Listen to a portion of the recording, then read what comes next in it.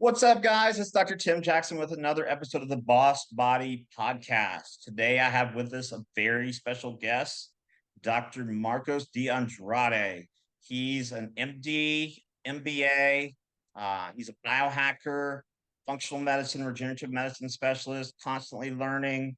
And he's Jake Paul's doctor and good friend. While I make every effort to broadcast correct information, I'm also still learning.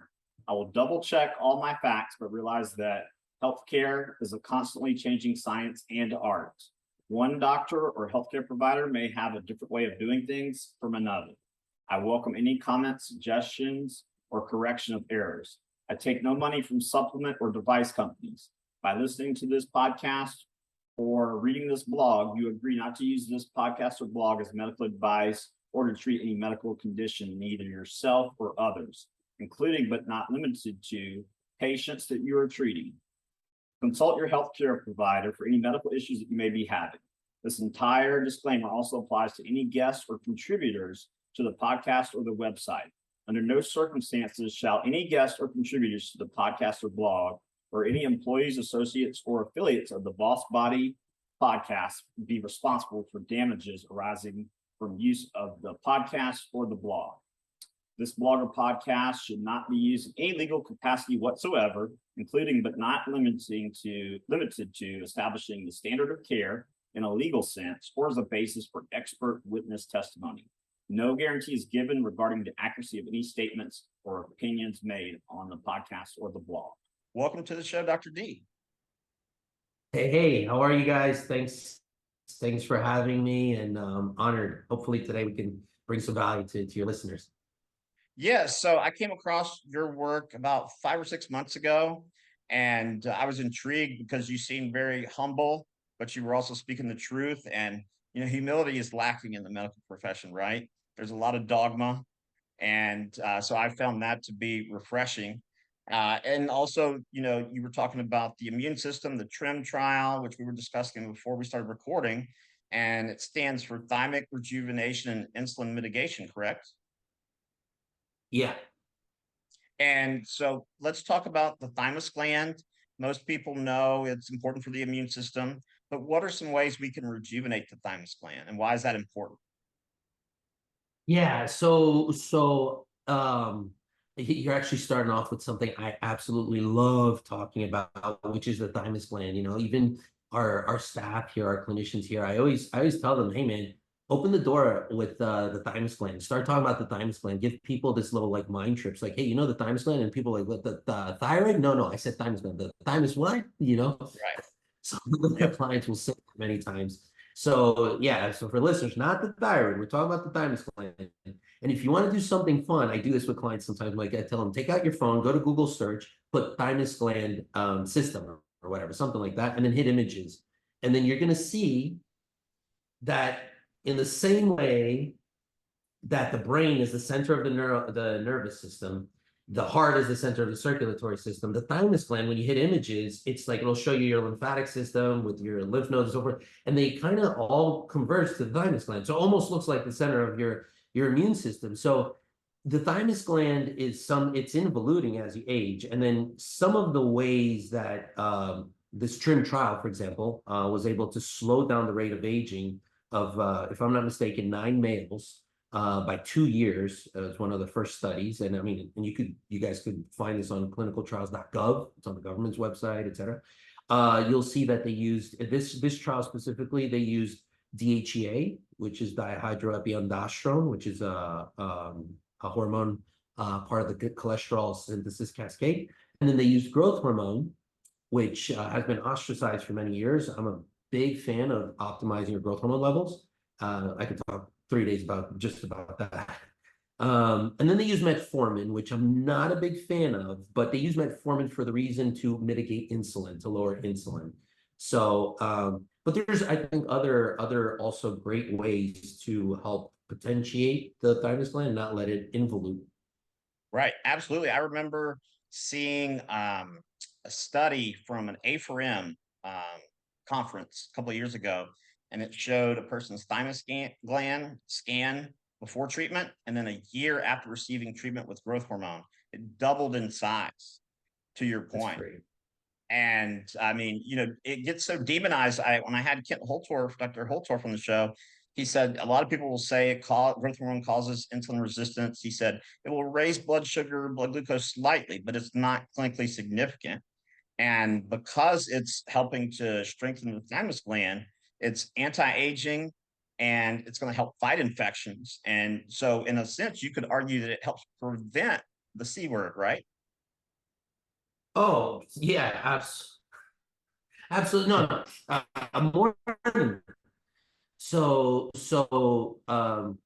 there's two C words I'm thinking of, cancer and then the other one, but Yeah. so anything that's going to plummet your immune system, listen, aging is the ultimate um inflammatory aberration, right? Cancer, autoimmunity. I mean, guys, it's like medicine gets so complicated sometimes, and there's a lot of marketers, just doing a lot of marketing around, and then there's a big narrative out there, on TV and big media. But here's the thing, it's it all boils down to inflammation. And then you're going to have these, I like the word aberration because cancer is like an aberration. Right. Autoimmunity, like all these crazy autoimmune diseases, they're aberration. And then aging, as we were discussing, Tim, before the show, there's this new term called inflammaging. It's the ultimate state of inflammation. Now, the thymus gland being optimized and then producing those cells that will help mitigate and slow down aging will also it's all your body's either in a constructive state or destructive state. So it'll help your body to be in a destructive state, and it'll avoid destruction, prevent aging. And I'm a big performance guy. I deal with a ton of athletes. It'll help increase performance, and that's really how I mean, part of how I've made my name amongst athletes is like, okay, that guy, he's not going to optimize you for 2 games or 3 games or 2-3 seasons, and then there goes your health down the drain. No, I want to help this guy live as long as possible and perform as high as possible. So yeah, thymus gland, love it. Yeah, and there's a syndrome called Dennis Robertson syndrome. It's named after 2 doctors in Atlanta. But basically, when mycotoxins colonize the paranasal sinuses, it can damage the pituitary. And this is a way you can actually get insurance companies to pay for things like genotropin. I take it because I had mold exposure in the past. And, most people, like if you look in the textbook of internal medicine, I think it's the textbook of internal medicine, it says that 50% of people with normal IGF-1 levels have low growth hormone. So the test I had to do was a glucagon stimulation test. And I sat at LabCorp for like 4 hours, to test after you inject the glucagon. And I was low. And so I take 1 milligram every night. It helps with sleep, mood. It didn't help me gain any more muscle, helped me lose a little bit of body fat, but more so just the immune benefits, the mood, and sleep benefits. Yeah, absolutely. And you're talking about Harrison's Internal Medicine, which is that red book of those 2 red volumes over Yeah. there on the bookshelf right there. They're sitting right Yep. there. Yeah. Yeah, I have all my traditional, but my board books, my physiology books for med school, I still refer to those sometimes. But one thing I really like, man, that being that we're talking on the thymus gland, obviously your thymus is very dependent on micronutrients. It's very dependent. It's just not, guys, forget the magic pill, the one pill fixes all. It's not that. It's a lifestyle. It's a lifestyle of giving your body the resources that it needs. In my humble opinion, all the way things from your B complexes and things from your antioxidants, your N-acetylcysteines, your vitamin E's, your glutathiones, all that stuff, your amino acids. But also, I'm a huge, huge believer in peptides. I mean, I stand for the body's physiology. Okay. So when you look in the pathways of the body, when you look at the biochemical pathways, things, Krebs cycle, gluconeogenesis, all these different pathways, there's little things that plug in that pathway. There's little workers, there's little enzymes, and you need the micronutrients to make that stuff work, right? The vitamins, minerals, antioxidants, and so forth. But you need the peptides to signal for these things to also move. They're a higher level order of existence in the body's physiology. And then there's 2 that I really, really like for the thymus gland. thymosin alpha and thymosin beta. And the studies behind those are awesome. Inclusively, thymosin alpha has been getting more interest. It's I believe it's on phase 2. It's been patented under a trade name Zadaxin.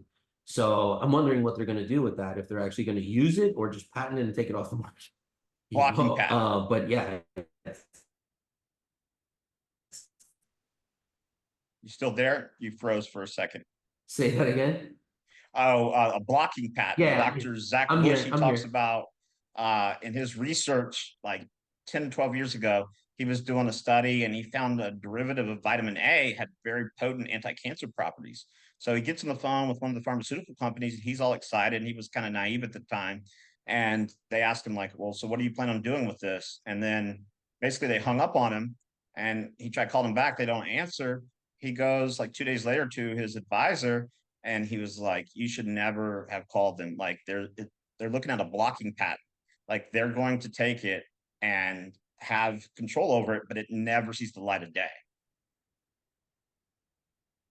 That's nuts. Yeah, that's funny you talk about vitamin A because I've always had a suspicion, ooh, be careful with vitamin A. Vitamin A is dangerous and so forth. And oh my God. And a lot of stuff we call vitamin A in medicine is not vitamin A. A lot of stuff we call vitamin K. For example, when my son was born, it's like, hey, he needs the vitamin K. I'm like, we had our own opinions in regards to that. I mean, he's fine.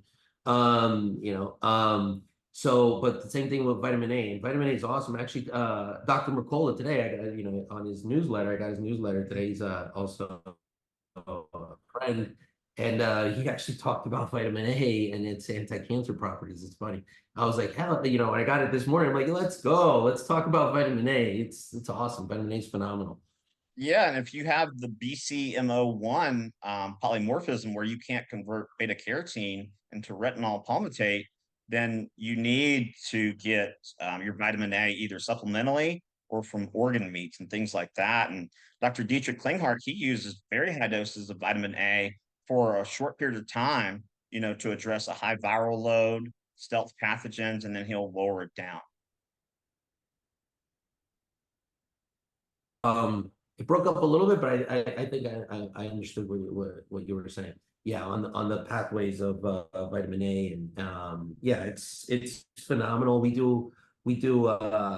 we look at genetic markers and so forth, and we look at pathways where people are deficient because it's not just, hey, take your supplements. You could have something just like, I don't know, MTHFR or be deficient in other pathways or even crazier thing. Like I have a gene called MYBPC3, which promotes supposedly hypertrophy of the heart.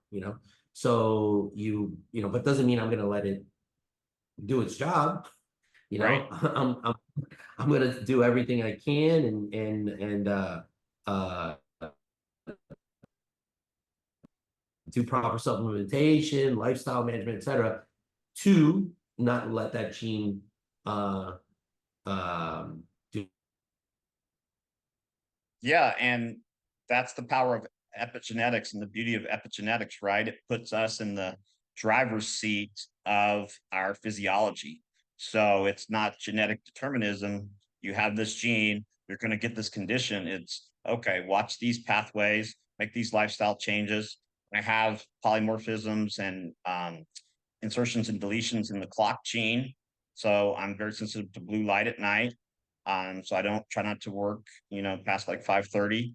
And then BDNF. So I use sauna, exercise, and sometimes coffee fruit extract to raise, and lion's mane to raise BDNF.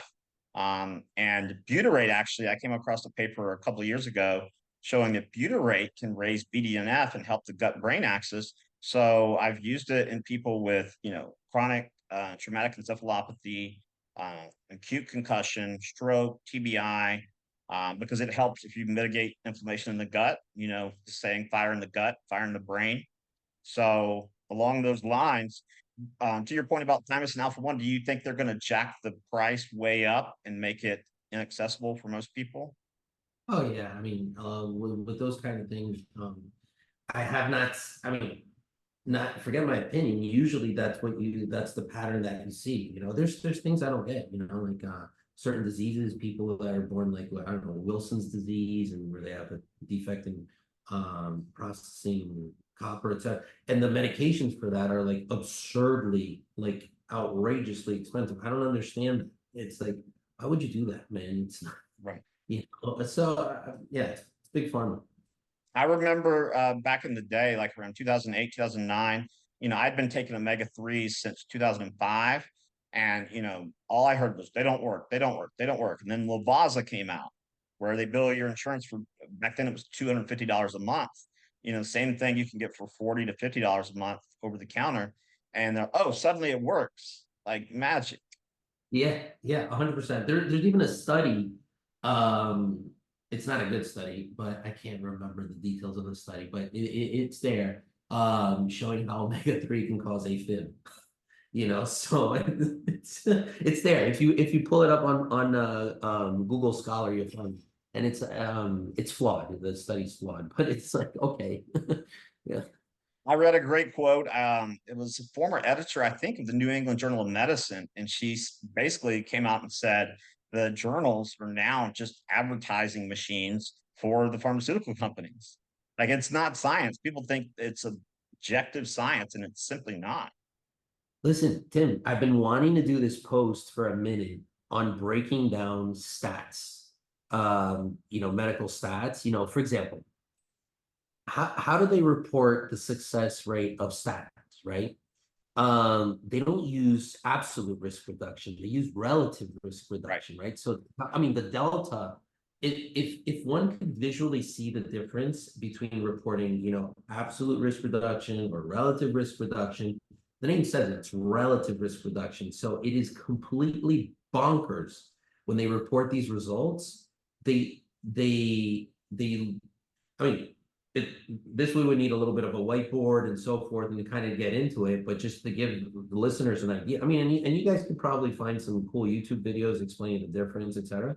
But it's just basically you remove the delta in the absolute risk reduction. You remove the delta of all the people that didn't work on, reduce the delta by sometimes 90% or whatever, and then report the success rate of that. And then that's the relative risk reduction. We reduce risk relative, it's like, what is this?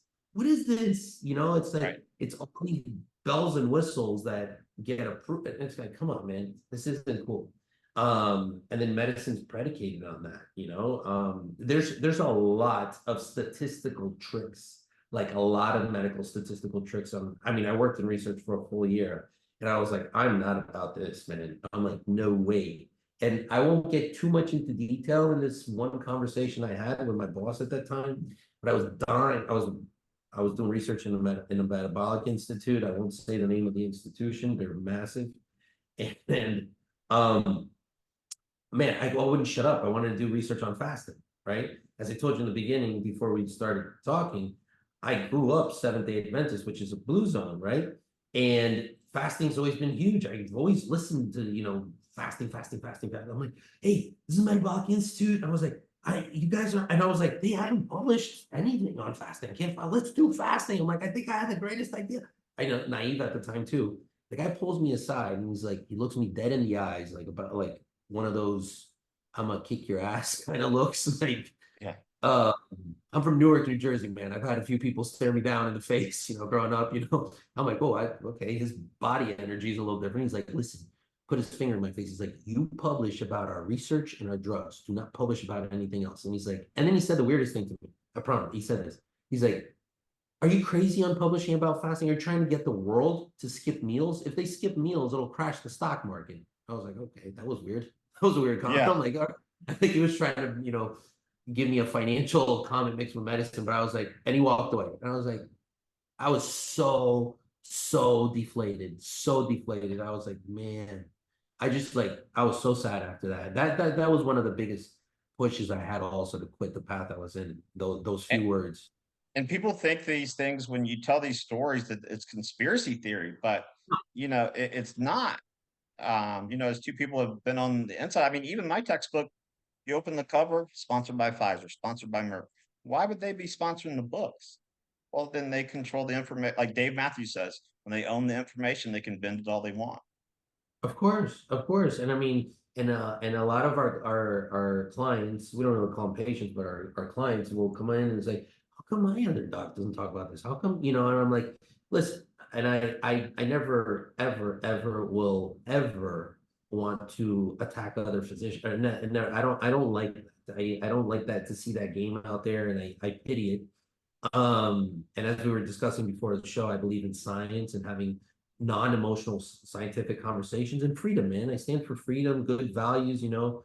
And you know, you see sometimes these guys um very ignorant as it relates to what's outside of the book you were mentioning in the beginning of the show, you know, Harrison's Internal Medicine. Oh, that's it, that's the Bible. And it's like, wait a minute, there's more, man. Look at all these studies. Look at all the no, that's it. It's like, huh? This doesn't make any sense. Why can't you open your mind a little bit in regards to that, you know? Right. Absolutely. And in terms of gut health, you guys do a lot of testing in terms of the gut microbiome and its influence. So something I'll share with you. There's a doctor, I want to say her last name is Shaban or Shazan. She testified before Congress on that medication that begins with an I to treat the C word. And then when she posted the actual footage from her congressional testimony, Facebook and Instagram censored it, said it was misinformation. And she's the one who did the study. But she said, I didn't learn this until like 4 or 5 months ago, but bifidobacteria can aid in degrading microplastics. And obviously, we don't want to intentionally expose ourselves to microplastics, but if we have a robust detoxification system and microbiome, then we're less likely to experience the effects, correct? Oh, yeah. So, what you mentioned the detoxification system in gut. I mean, we're super. Again, I like to make things super simple to understand as much as possible. So, you know, you get somebody that's completely like, oh, I don't understand anything in medicine. You know, they're this crisscross of information. I say that, you know, hey, your liver does, I think, about 60% of your detoxification, the three pathways, right? So how's your liver processing? No, I'm not talking about ALT and AST. And for those of you that don't know, those are your liver markers on regular blood exam. No. I'm talking about, let's look at your genetic markers. Let's look at epigenetic markers. Let's look at micronutrients that help the liver, like glutathione levels. I mean, let's go deep. And then, yes, we got to look at the gut, because you can have, so it's like, who's doing who's your waste management? You know what I'm saying? Who's processing all this garbage, this cellular debris that's collecting inside of you every day? And guys, for those of you that are listening, I mean, if I could, I'd give you a big old hug, hold you by the face, and tell you right now, you're getting hit with toxins every day. This is a message in our house, like we're being like, and guys, currently, science only allows us to listen to what I'm going to tell you. I was at a conference this weekend, and it was presented by a gentleman that just pretty much does research on toxins all the time. And look, we can only test for 0.08% of toxins out there. That's crazy. So if we, try to, oh, this toxin does this toxin does that, you're gonna go nuts. You're gonna lose your mind. So again, in my theory of making things simple, or my strategy, let's say, making things simple, it's like Dr. Tim was saying, your gut, you keeping your gut as healthy as possible. I like to call it the garden, because you kind of got, it reminds me of a garden, right? You got to water the plants there, make sure all the different little bugs and little species, okay, you get out of here, get the weeds out of here, and keep it as healthy as you can. For that, you need data. So yeah, of course, we do a ton of testing. Now we're actually going to use AI, because I think the gut docs, all you beautiful, amazing doctors out there, please forgive me for what I'm going to say, but the gut is so complicated. I do think you need a little bit of AI help to better make protocols and so forth. The gut is brutal. All the bugs and all that stuff. So keeping your gut healthy, and then your detoxification pathways, like your liver and so forth, is the way to go to get rid of a lot of these toxins, that we're getting hit with. And I'm gonna throw a kind of wrench, a curveball here, Doc, if you're okay with it. Yeah. EBO2. I love EBO2. Plasmapheresis kind of stuff to get rid of toxins as well and give the gut a reset. I mean, that's something that I'm like screaming at the tip of my, like, yeah, EBO2 is something amazing, amazing. Yeah, I had 4 treatments at 2 colleagues' clinic, their husband and wife in Coeur d'Alene, Idaho.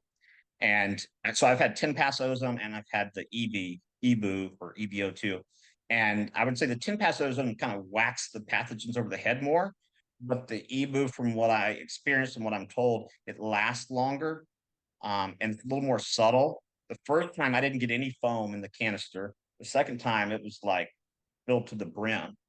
Um, but Kent Holtorf said there's a system, it's not plasmapheresis, it's innisphoresis.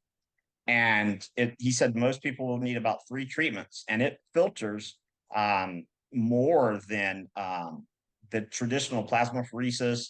And Dr. Klinghardt talks about is it apheresis, but they do it differently in Europe than here.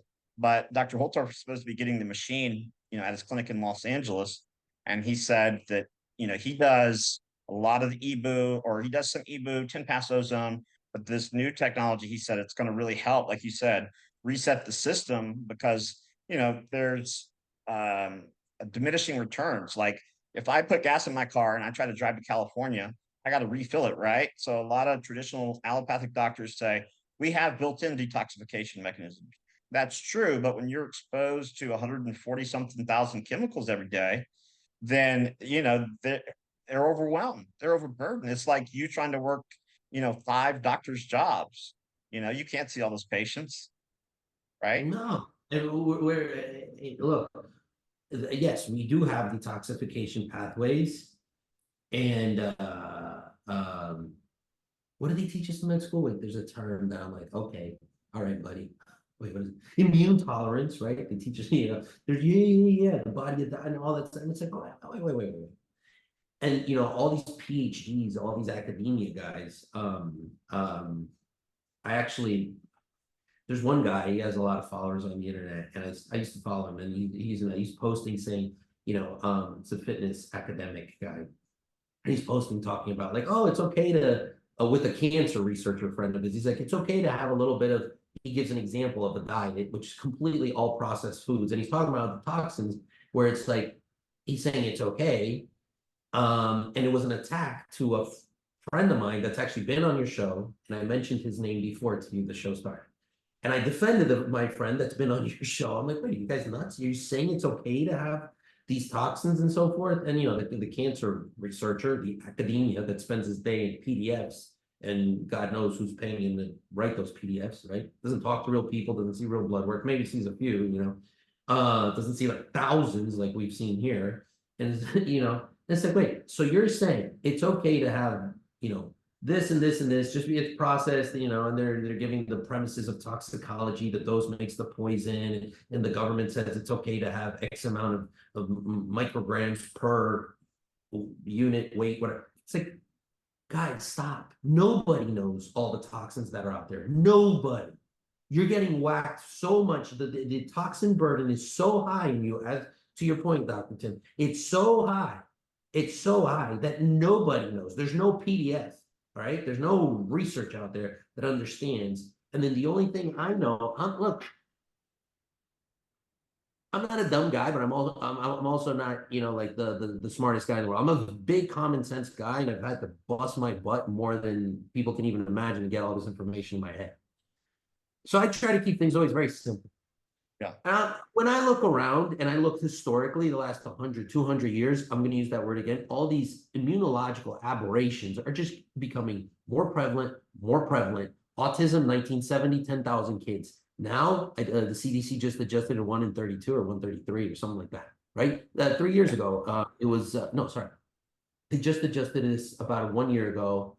It was 1 in 52 in 2023. Now I believe it's 1 in 30 some. Whoa. And you're telling me it's okay to have these? It's all. I'm going to say something in medicine. I think you should never generalize. I always say run from somebody that in medicine is very, it talks in absolutes. But what I'm going to say, I'm going to excuse myself from this theory from this thing that I say, shouldn't speak in absolutes, but all disease is coming, I think, from toxins. I think, I'm not sure, but I think all of it, look, you're either born with some genetic issue, which only 5% of the population are born with genetic issues. You either have a trauma, fall, crack your spine, and then you have, some health issue, or you're getting blasted with toxins. And then there's all this smoke. Yeah, it's okay. It's fine. Just a little bit of toxin here. Look, no, no, no, no, no. I think that is the surreptitious lie that's being preached and we're not aware of. And even in our own community, like we really got to pay attention to this stuff because it's not good. Yeah, and to your point, a lot of the studies done, they'll look at one toxin and they'll say, oh, well, like with mercury, it's okay to have this amount. Well, I've never tested someone that just had a little bit of mercury. There's usually mercury, lead, aluminum, cadmium, and it's like 1 + 1 + 1 = 14. It's the phi phenomenon, right? The whole is greater than the sum of its parts. And so I have a hard time having conversations with people that say there's a safe amount of mercury. Like there's no such thing as a mercury deficiency in the body. I've never heard of it. Oh, You know, no. I mean, maybe there is, and I'm not aware. But like these toxins, I mean, the mercury, the lead, the 2+ charges, they bind to the same sites as magnesium and zinc. And so if you don't have enough magnesium and zinc, you're more predisposed to heavy metal toxicity. Absolutely, absolutely. Same thing happens with the toxic halides. They displace iodine, which would be the fluoride, the bromide, all that stuff, Pete, I mean, and we were talking a little bit about dentistry in the beginning, dentists, I mean, my wife is a holistic dentist or a biological dentist. Like, man, I see she does make some of her posts, and then other dentists come and just like, fluoride's okay, mercury, amalgams, and all. I'm like, what? What? I'm like, what do you, I mean, you guys can't read papers? Like, where, I mean, I don't get it. I really, really don't get it. So this whole thing, to having the opportunity to talk to the listeners here, should be really weary of toxins that your loved ones might be around. And I'm sorry, I get so passionate about this, trying to alert people to this, because no, it's not okay to have these toxins that we're talking about, your environmental toxins, forever chemicals, oh, my protein shake has a little bit of red 40, some gum guar, some it's and I'm like, no, man, you're coming to me to check your testosterone levels, right? You're coming to my team to check testosterone levels. But yet again, the protein that you're drinking to put on muscle, right? And you are also complaining that your muscle mass is going down because you're 40 something, you're gaining weight. You're literally drinking a bunch of endocrine disruptors 2 to 3 times a day. What are you, nuts? What are you, losing your mind? You know what I'm saying? And people, wow, I didn't know it was that way. And then you show them in their blood, oh, you're reacting to these things. But those are only a few toxins that we could test for. Just crazy. Yeah, it is. And with the hormonal thing, I like to think that, there's Maslow's hierarchy of needs in psychology. But I think when we're addressing hormones, balance blood sugar, cortisol, thyroid first, and then the sex hormones. But independent of that, we got to look at stressors like mycotoxins, heavy metals, endocrine disruptors, all those things, because they play a role. For example, I have a friend, he and his wife, high net worth individuals, that were going to a clinic locally that all they do is hormones. They don't look at the gut, they don't look at toxicity, any of that. And she was not losing weight. She'd even gained some weight. So I did a stool test. Her beta glucuronidase was very, very high. It was like twice the normal range. So she was reabsorbing all of her estrogen, and she was estrogen dominant. So she was retaining fluid. And then, now she's a lot thinner, leaner, healthier. Her gut's healthier. And, they think that I'm the greatest thing since sliced bread. And, part of why I get so frustrated is because if it were super complex, I could understand. But what I just described is very basic. 100%, 100%. And I in the cascade of treating patients for this kind of stuff or optimizing them, I mean, it's funny, like you and I never really sat down and, hey, how do you take, I agree 1,000% with what you're saying. There's levels to the game, man. It's like, oh, here's some hormones and so forth. So no, I'm like, people come in sometimes, I'm like, we're not a pop-up hormone clinic, man. That's not what we do. We do medicine. I mean, we have some complicated cases, man. We have cancer cases. We have, obviously, they're working with their oncologists and so forth, but we're helping them manage lifestyle. We do some complicated stuff here. And it's like, you know, there's steps to the game. And then for you guys listening that are, maybe just getting your feet wet in functional medicine and so forth, you got to understand that it's not a magic pill. I always tell people, hey, let's fix this whole cascade. Let's check everything and get into it. I mean, if I could, I have levels of blood work in here, but just to make it more financially accessible to people. But I'd love to be like, hey, you're coming in, we're doing a dissertation on you. We're gonna head to toe. Because this happens sometimes. We start taking care of people. It's like, nah, something's not responding here. And like you said, you go check beta glucuronidase up there in the roof, and it's like, see, told you so. You should have done these exams in the beginning, so we would have checked this. I Yeah. love it, man. I love the way you do things. Yeah, well, I appreciate it, and I've learned a lot from you and your videos, and I'm inspired because you guys are doing great work, and the fact that you have your wife, I think she's right across the hall, if I'm not Literally. mistaken. Yeah, and so like for the listeners, I mean, it's very rare to find all these services in one facility. Normally, people have to travel to other states, sometimes other countries, to get a biological dentist, functional medicine, regenerative medicine, toxicity testing, biohacking. But Dr. D and his staff and his wife, the other Dr. D, they have it all in one facility, one-stop shop, so to speak. And so, in terms of body composition, I know you guys do a DEXA scan, correct? Yeah, I love Texas. Yeah, and in terms of some other cutting edge tests, the Clearly scan. I haven't had it yet, but do you guys use that for Oh, absolutely. cardiovascular? I'm doing mine, I believe next week. So our cardiologist, Dr. Carlos Zamora, he loves Clearly. Before he came around, we were doing calcium score and CTA angios and so forth. Guys, if you're listening to us, man, according to the World Health Organization, it is the #1 killer. So guys, get your heart checked. Don't let me get started on ASCVD, right? Atherosclerotic coronary vascular disease, because there's a lot more now than there was also 100 years ago. So, but let's not go down that rabbit hole. But guys, get yourselves checked, man. And Clearly, if you can get a Clearly study, which is AI, pretty much studying that plaque, that's the way to go. Clearly is awesome because it gives you more prognostic factors to that plaque, right? And it's about $1,500 out of pocket, correct? I believe so. I heard I'm paying something like that to the company that does it. So yeah, I believe it's not the cheapest thing out there. I wish it was $150, but yeah, I think it's around $1,500. Yeah. Well, so to that point, I mean, I tell people all the time that the FDA, the insurance companies, and big pharma are functionally one and the same. Because if they had two neurons holding hands, they would sit down and say, "Oh, we should cover this Clearly scan because we're going to save billions of dollars." But instead, they're paying for stents and bypass. And I thought I was going to be a surgeon, right? So I've been in so many ORs, so many. I mean, starting from undergrad, I used to go study in a trauma bay at Broward General Hospital in Del Rey here in South Florida. And man, you just see a lot of these surgeries like, what are you doing? It's just a bunch of chronic stuff gone wrong. Yeah, absolutely. I know I read in Germany that before they will cover bypass surgery, and I haven't checked to see if it's updated, but they require you to have 33 IV chelation treatments. No way. Yeah. And so you probably know this book, but it's written by a Harvard trained physician called Bypassing Bypass Surgery.